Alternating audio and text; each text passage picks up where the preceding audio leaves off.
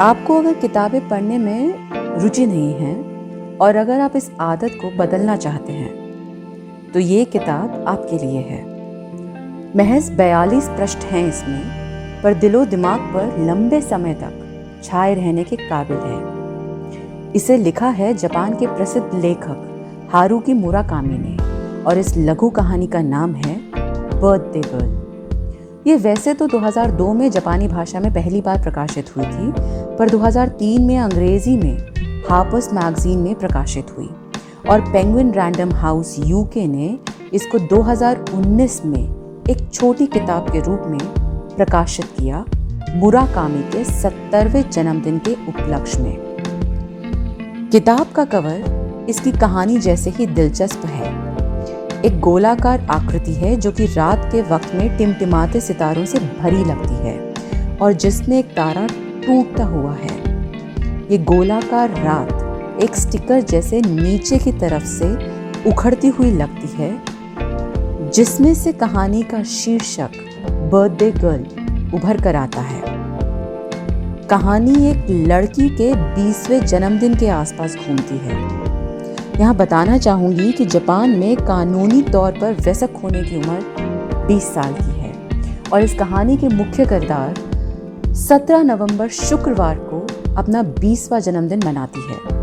वह एक छात्रा है जो कि पार्ट टाइम वेट्रेस का काम करती है टोक्यो के रोपोंगी जिले के एक रेस्टोरेंट में, और छुट्टी के बावजूद दूसरी वेट्रेस की तबीयत खराब होने की वजह से उसे अपने जन्मदिन वाली रात को भी काम पर जाना पड़ता है। उस रात के घटनाक्रम के आसपास पूरी कहानी घूमती है। बारीकी से छोटी छोटी डिटेल्स मुराकामी देते हैं पढ़ने वालों को। उस रेस्टोरेंट के बारे में, काम करने वाले कुक, वेटर्स, रिसेप्शनिस्ट, मैनेजर तथा मालिक के बारे में और वहाँ के रूटीन के बारे में, आने वाले मेहमानों के बारे में।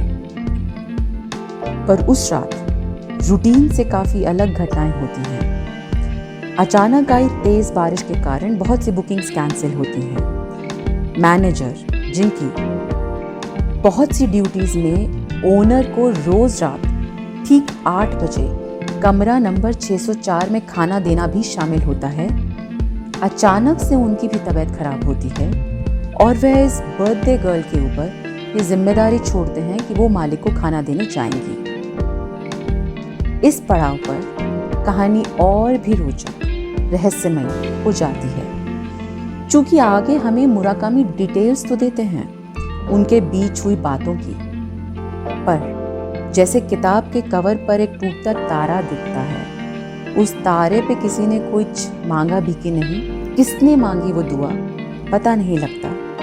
ऐसे ही कहानी में मुख्य किरदार का 20वां जन्मदिन बार बार बताया जाता है, पर मालिक के एक विश मांगने पर उसने विश मांगी भी कि नहीं, कहीं स्पष्ट रूप से पता नहीं चलता।